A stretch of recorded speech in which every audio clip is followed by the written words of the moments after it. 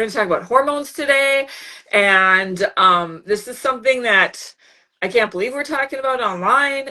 Yeah. Yeah. Like, right? This is something that Shelby and I have both been dealing with, and we've been talking to each other. And when I first started dealing with some of it, I really didn't want to tell people because people can be judgy about what you're doing, or, and, but I have had but I have had, I'm doing so much better and found ways to get help for myself. And we just want to share our stories. We are not doctors. We are not giving you medical advice, anything like that. We just want to share our stories, hoping that if even one other person today is listening, and that is not going to, maybe you won't feel so alone. You won't feel like you're losing your mind or something's, what's going on with me? I don't understand. Am I the only one feeling this way? We want you to feel like you're not so alone in this. So, and I know you might not all be on the same level that Shelby and I are right now, but maybe you have daughters that are, or moms that are, or somebody else, and you already went through this stage, or you're coming up on it. But we're just going to talk about it. So, we're going to have Shelby's going to start this morning. We're going to start where she's at, and then we're going to build up, and then I'm going to chat. I actually made some notes. You might catch me looking at my notes today. I typically don't like to do notes because I don't want to feel like I'm scripted. However, this is a subject that I could talk on for hours, and I knew we can't keep you here all day, so I needed to zone it in a little. Mm. I feel like I could talk all day on this as well. So if it gets to a point where you're like, hey, it's my turn, just step in and take your turn. Um, I feel like my hormone journey started, I guess that I really remember it being a big issue was in college. I started getting really bad acne, like all around my mouth, across my face. And I remember going to a, what's the skin doctor's called? Dermatologist. Dermatologist. Thank you. Okay. I remember going to a dermatologist and she was like, yeah, like you have a bunch of acne going on. And she gave me this face wash that was supposed to really help. So I started doing the face wash and I just remember my face getting worse and it was really red and irritated. And it was extremely upsetting to like look at myself in the mirror and not recognize who I was, because if I could have, I would have grown a beard in college just to cover up all of the acne. Looking back on that experience, yes, I probably did have some skin issues going on, so the dermatologist stuff probably would have helped if I would have stuck with it. Um, but I think bottom line was something hormonally was going on with me in my early 20s that was causing all of that, because the acne wasn't all over my face. Like I said, it was just like across my mouth and my cheeks and just like really large, embarrassing acne. So I got that kind of under control. I really think I just kind of had to grow out of it. But after that, I started having just other weird symptoms in college. And of course, you would go to the doctor and right away they're like, well, you need to go on birth control. And I'm not for it. I'm not against it. Everyone has their own opinion on birth control. And, like Jenny said, we're not doctors. Do what you feel works best for you. But to me, I just was like, I don't agree with going on birth control. I did give a couple different types of birth control a try to see if it would help.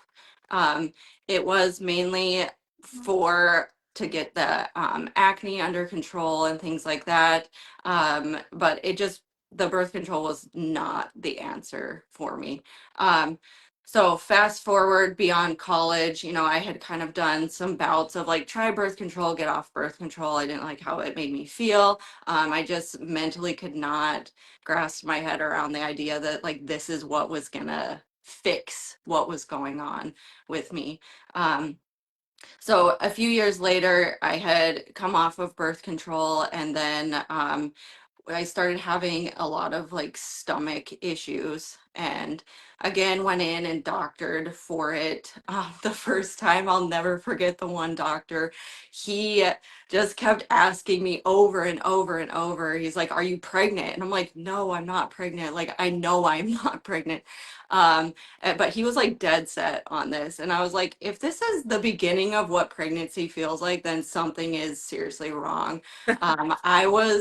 I was working for a chiropractor in Dickinson at the time, and I'll never forget that day. I was sitting at the front desk wrapping up some of my notes, and I, out of nowhere, was like doubled over in Mm. pain. And this wasn't the first episode that I had had of the stomach pains like that. And it seemed like it was happening regularly.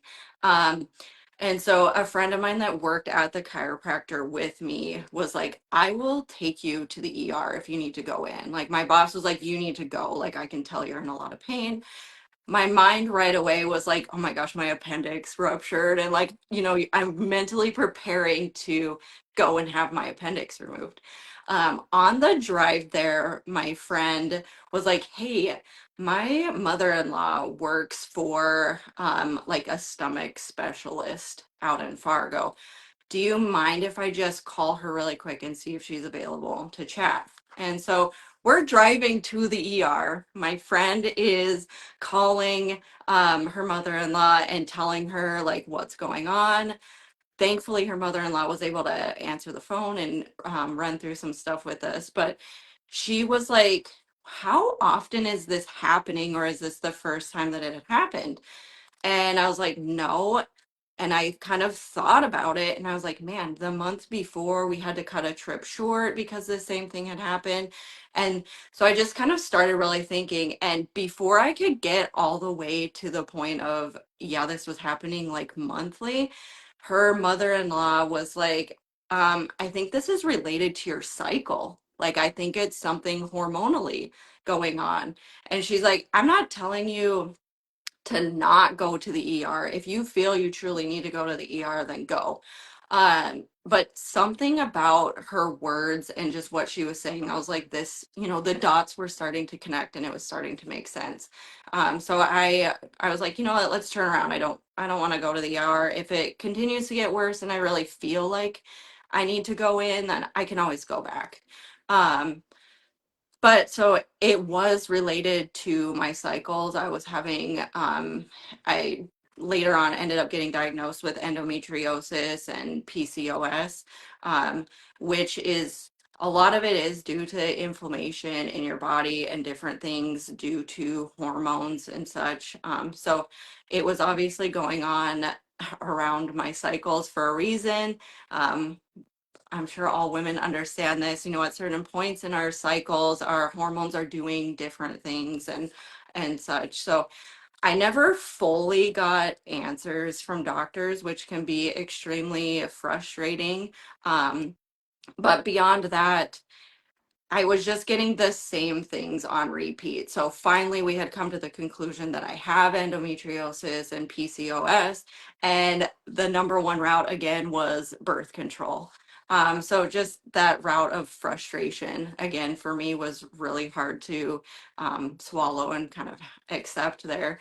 Um, so their one option was go on birth control again, and then the doctor that I was seeing was also like, "Well, the only other way that you can kind of deal with endometriosis is when you become pregnant, those symptoms start to go away." um, so fast forward to actually being pregnant. um, my symptoms of endometriosis did go away during pregnancy. Postpartum, I haven't had a lot of those like stomach pain issues or really any of the symptoms of endometriosis. Um, and uh, sorry, I saw some comments coming up on there about people talking about endometriosis. Um, So after pregnancy, I was like, sweet, I don't have any of these other hormonal issues anymore. I wasn't having like that college acne. I wasn't having endometriosis pain and things like that. But came the postpartum hormones. Something I'm not fully ready to share yet is some of like the postpartum rage and anger that I did experience. That was very, very new for me and pretty wild. I will kind of share the only emotion I felt like I had for the longest time was like frustration in postpartum.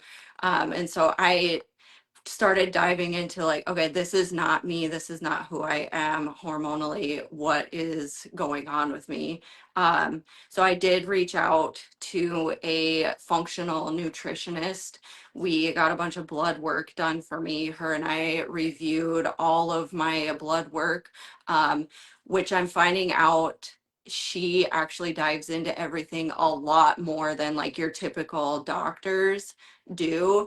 I'm sure there's women on here who have had blood work done and like asked questions about their hormones, and they had their thyroid tested and the doctor's like, no, everything looks good, so you're fine. And you're like, well, why do I feel crazy? Or why do I not feel like myself? Um, but her and I are working on balancing out my hormones. Obviously, postpartum, I am still breastfeeding too, so I had higher levels of estrogen, low levels of progesterone, and then my cortisol. I do have a 13-month at home, so my cortisol levels were higher as well. But long story short, I just wanted to share kind of my experience with all of it. I know Jenny and I could talk on here for an hour about just my experience. And I know we mentioned in the future, maybe circling back to this so we can share more on our stories. But I hear you when you say it's frustrating to not have doctors listen to you or take you serious or have answers when they're the specialty or the specialist. They should have answers for you, and sometimes you're left alone to do your own research and listen to your own body and find what works for you. But just going through that whole experience and getting the actual blood work done and seeing, but also having somebody that took me serious and be like, here's a game plan that we're going to do that aligned with my goals and what just felt right for me has been amazing. Having that support system, but also being able to share this part of my journey with you too, Jenny, even though, maybe those points in your life were years ago for you. You still had those experiences and that understanding, and just being able to share with you has been really, really great. Yeah, I love that we can talk and share stories and be like, oh my gosh, I remember feeling that way too, you know. And I Yes. didn't go through the pain. I didn't go through endometriosis. I can't even say the word. But there are some comments popping up that you are definitely touching point on some of these other ladies listening that are feeling the same way. And they're saying in the comments that they're happy that you're sharing. So, but like it's exactly like sometimes you just feel really alone, or you feel like you're crazy, or you're losing your mind, or what's wrong with me. Because you have to find the doctor that's going to listen to you, or the people that are going to listen to you. And my story starts kind of way back. I never really had a lot of issues as a teenager or in my early 20s so much. And I really was never really a PMSy girl. Like, I didn't really feel a lot of ups and downs in my younger years. Um, After I had my first baby, what I probably remember, like, I remember one day, like 3 months later, I remember being kind of sad because I wasn't. There were so many moms that were like, "I love the newborn stage. It's just so wonderful." And I loved my newborn, but I didn't really love the newborn stage. Like, I was like, "Oh, I don't." I didn't. I just didn't, and I felt guilty that I wasn't loving it. Yes. And but I remember going out for a walk, and this has stuck with me. My daughter is going to be 19 here shortly. Years, like 3 months after she was born, I was out for a walk by myself, and I remember thinking, I feel pretty good today. And then it hit me. I'm like, no, I feel good. Like, I haven't felt good in a long time, and like not even realizing I was probably having some what's the word? postpartum. postpartum, and not even really realizing that we didn't really talk a lot about it. It wasn't, of course, we didn't have social media. I wasn't on Facebook or anything at that time, so you couldn't go find a group. And that is one wonderful thing. Social media can take you down a bad rabbit hole, but if you're looking for good information, it can help you. You can find people that are going through the same thing as you are. But I remember that. So yeah, I'm like you. And then I'd be at play groups with these other moms, even after my second baby, that I just love newborns. And I was like, that stage was hard for me. It was very hard. Yeah. So, but that's, like you said, we'll round back to some of these things in the future. We can expand on them today. We just kind of wanted to talk a little bit. So that's kind of where my first hormonal, like, I remember that being a big thing. And then I jump forward to, I was like 35 years old. I was having bladder issues. I've been teased forever about, hey, Jenny, you got to stop again. Like, I always have to go to the bathroom, my small bladder. I would drink a ton of water, it wasn't, and I go to the doctor, and I remember one time she was like, so are you in perimenopause? And I was like, para what? I mean, I'm 35 years old. I don't think I'm in menopause. I don't even know what you're talking about. I'm not an old lady. I don't have menopause. And second of all, how you're the doctor, like, I'm here to ask you for help. So anyway, I just blew it off because whatever, I can't be in perimenopause. I'm 35 years old, and nobody was talking about it. Again, wasn't social media wasn't as big as it is now. And so years later,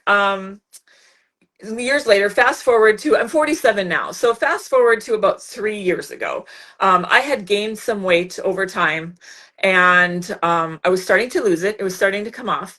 But then all of a sudden we had a lot of stress in our life. We lost my mother and father-in-law within 8 weeks of each other. There was a lot of traveling, a lot of hospital stays, extreme stress, cortisone levels through the roof, like you're talking about.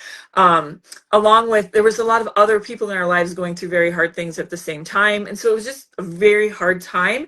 And at that time, I was working with Shelby. Thank goodness I was working with her through this time.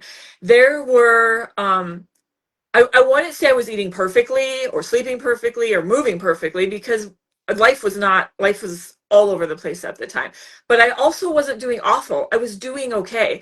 And I kept gaining weight and gaining weight and gaining weight. And I was specifically gaining weight in the area between my breast and my belly button, like that upper belly was something I never really struggled with before. And all of a sudden, every morning I'd wake up and I would be a little deflated, but every single day that portion of my belly would just grow and get so hard and uncomfortable. So I was having digestive issues. I looked like I was pregnant every day, and it was like a hard belly. And I was like, what is this? Like, what's going on? And no matter how hard I tried, I kept gaining weight, and it was just a struggle. But the other things that I was struggling with at that time, and I was just attributing it all to the stress that we were going through, and not thinking so much it was my body, but my anxiety was like a hum. It was just like this, like the hair on my arms was humming. It was like I just had this hum all the time. I could not shut it off. And again, I was doing all the things, trying to take time for myself, going for walks, doing some yoga, and trying to do those things. But that was really hard. And the biggest thing was the brain fog. And the brain fog made it hard to do daily things. Like, I had to have a list for everything. Like, there was a point where I'd make a list in the morning of like every little step: make the bed, brush your teeth. It's like I needed a list. My brain fog was so bad. And it got to the point where, like, I, my friend, I am who I am. I can be kind of flighty, and, I'm always late and all these things. But this was to another level. And like, my husband was concerned. I remember him saying, I'm worried about your mind. Like, this is not normal. This is not your like normal, silly Jenny. This is like beyond. And he was worried about me. And then that made me thinking, okay, so there's more to this that's going on. Of course, I was tired. I was exhausted, all the things, just totally, totally not feeling myself. And really thinking, I know the stress had a lot to do with that, but I also think my body was moving into a new hormonal state at the same time. Because now when I look back and I started learning about perimenopause, I was like, check, check, check, all the way down the list. And then I was doing pelvic floor therapy, bladder issues. We'll talk about that a whole nother day. Maybe we can even get my pelvic floor therapist to get on here. I'm going to have to sweet talk her into that. Talk with us. Anyway, doing pelvic floor therapy, and they get all up in your business. And I was like, whatever you have to do, because I'm 45 years old, and I really, I don't, you know, I have a long way to go and I need to get this bladder under control. And she asked me one day, she said, have you ever thought about HRT? I was like, what's that? She's like, well, hormone replacement therapy. And I instantly was like, no, isn't that horrible for you? Like, and that was my prejudgment on what I had heard over the years, you know, because that's used to be the way it was talked about. And she said, that's not my line of work. I just was curious if you've ever asked your doctor about it. If you're interested, you ask her or do your research, you know. And so I blew it off again because I'm like, I'm not doing hormone replacement therapy. That's like bad, you know, it's bad for you. And well, I work with well, through Ruby Ribbon, I worked with a lot of women. So and when we travel, we always travel together, and there's obviously hormones of all different ages, and those topics actually do come up more and more now. I think women are talking about it so much more. So I would hear some women talking about hormone replacement therapy and how it was helping them, and then others were like, oh, that's so bad and you should do this and you should do that. And I'm like, man, there's two extremes here.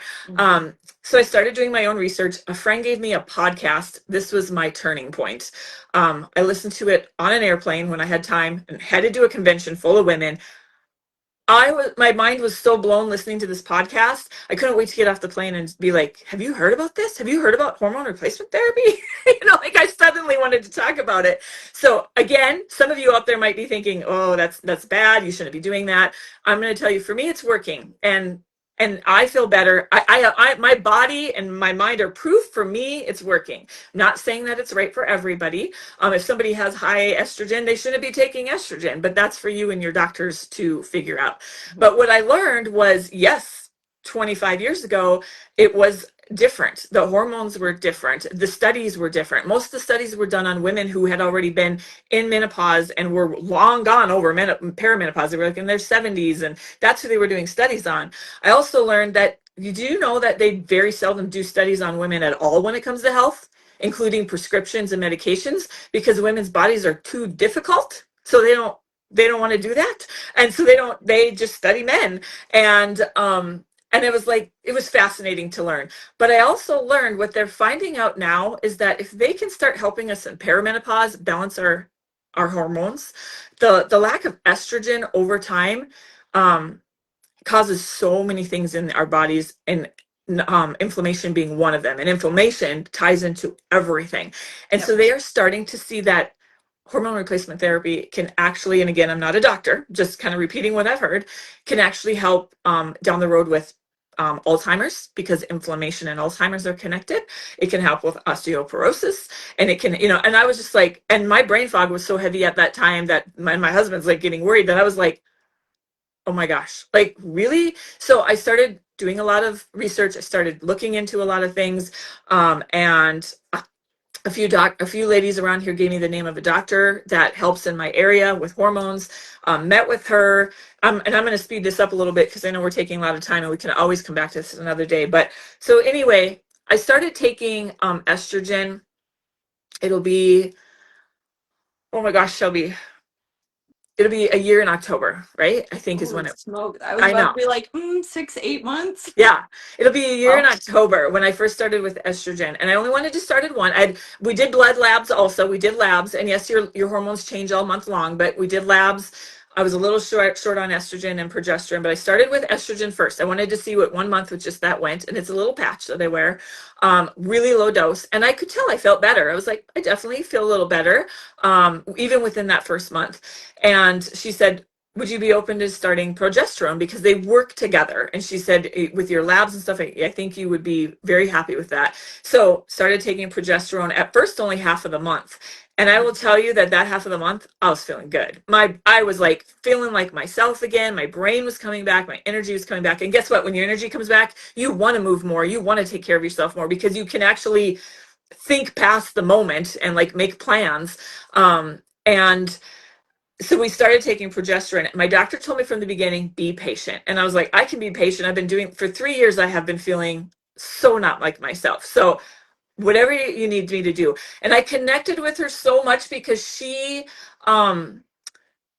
was telling me all the things that I had read online that were like talking to me, the things that I was like, oh my gosh, that's me. That sounds like me. And she was repeating the same things that I had heard. And so I felt very connected. Like, this is my person. This is who I want to work with. I walked out of my first appointment just feeling fabulous. And I said, but the second half of the month, I still feel it's like I crash. And she's like, well, we don't have to have that. So we had to adjust my medications for about 6 months. And once we got it down, I'm like, oh, I feel like myself again. My husband noticed within weeks that my brain was better. He noticed within weeks. He's like, I already can tell that you are functioning better. Yeah. Your brain is working better. Um, and so, and the inflammation started to go down right away, and which also helps so many different things in our body. So that's kind of my story. I know we're telling our stories kind of fast today, and like I said, we can go on with these, but we just kind of want to talk to you guys and tell you our stories because it helped us to have each other to talk to. Yes. And you can reach out to us one-on-one, ladies, too, if you have questions. But it really helped us to have each other to talk to and not feel so alone. And like, the other thing is, for a while, for the first year or so, I was just like, oh, I guess I'm in perimenopause. It's just the way it is. It's just how it's going to be. And we all joke about that. But then you start listening to Dr. Mary Claire, write that name down if you've never heard of her, and look her up on social media, Yes. is so amazing to follow. Shelby follows her. I have other friends that follow her. She makes you feel human. She's just amazing. She studies perimenopause and menopause. But the things that she was saying, I was like, she's like, you don't have to feel that way. We do not have to feel that way just because we're in our 40s, or 50s or 30s or, 60s, Yep. 70s. And she's like, we don't have to do that. She said, but they used to teach doctors, and she's interviewed different doctors that said, yeah, when I was in my interning way back, 30 years ago, she said that the doctors would put WW on the charts for whiny women Yep. because they were just whiny women, because they were like complaining about the things that they just need to deal with. And she's like, we don't have to just deal with this. And that's the stuff that started ringing loud in my brain. It was like, no, we don't have to just deal with this. Yeah, and you and I, we didn't have to deal with it alone. Reaching out to other people to talk with and share your stories with, but also, doing your own research and searching out someone that is getting you the answers that are is what you're looking for too. I mean, it took 3 or 4 doctors for me to even like kind of get answers. And then reaching out to a college friend that does the functional nutrition, right? For me to find somebody that I aligned with. And it takes a lot to find that, but it's absolutely worth it. And like Jenny said, if anyone ever wants to reach out to us personally, send us a message. Um, I am starting to share more of my experience, especially I'm still at the very beginning stages of my postpartum hormone journey. I'm only about a month into mine, like starting these different supplements and things like that. So I am sharing a lot of what I'm doing in the background and like who I reached out with, and maybe I can even get Brittany to come on and speak to what she does as well. But if there's anyone curious out there or just wants to share or have somebody to talk to, reach out to Jenny and I, and continue following us here on the Real Joy Project, because today a half an hour is not long enough to share both of our stories and go into enough detail. So I know we'll circle back to this, but follow both of us on social media because our stories are getting shared all the time, all day long. And we are here if you ever want to just reach out and talk to somebody that gets it. Yep, absolutely. And for those of you that have been through these stages and maybe you're in menopause and beyond, if you guys have stories you want to share, let us know. Reach out to us. We're going to start having guests go live with us and have like banter back and forth. Or if you're like, I have a story to share, but I don't want to publicly share it, reach out to us. We could have you type it up and we could share it for you anonymously, because maybe somebody else is going to relate to your story and not Mhm. feel so alone. So let us know if you want to, because we know we can't touch, we haven't experienced that part of life yet. So, Yep. but we would be very open to others sharing that. So, the other thing is, again, you guys, your stories matter too. Like it's, don't be afraid to talk to your friends either, because they're probably going through the same thing. Because Yep. I've been in situations where it starts to come up and pretty soon everybody's like coming to the circle of like, what are you guys talking about? Oh my gosh, me too, Yes. Yeah.